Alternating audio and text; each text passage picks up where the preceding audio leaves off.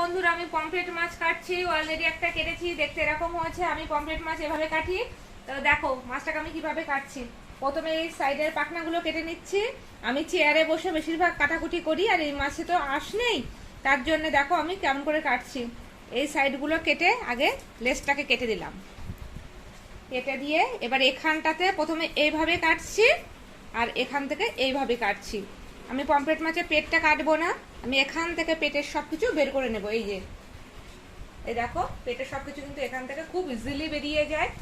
আর pomfret মাছ যেহেতু আঁশ থাকে না, তাই খুব তাড়াতাড়ি কাটাও হয়ে যায়। এটা ছুরি দিয়েও কাটা যায়।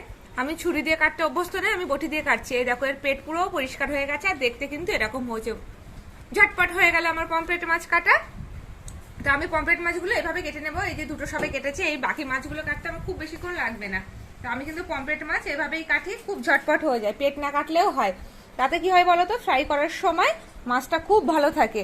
আর ফ্রাই করার সময় গাগুলো একটু এরকম করে ছুরি দিয়ে বা বটি দিয়ে চিড়ে চিড়ে নিলে, যদি ম্যারিনেট করতে চাও কোনো কিছু দিয়ে, খুব ভালোভাবে ম্যারিনেট হয়।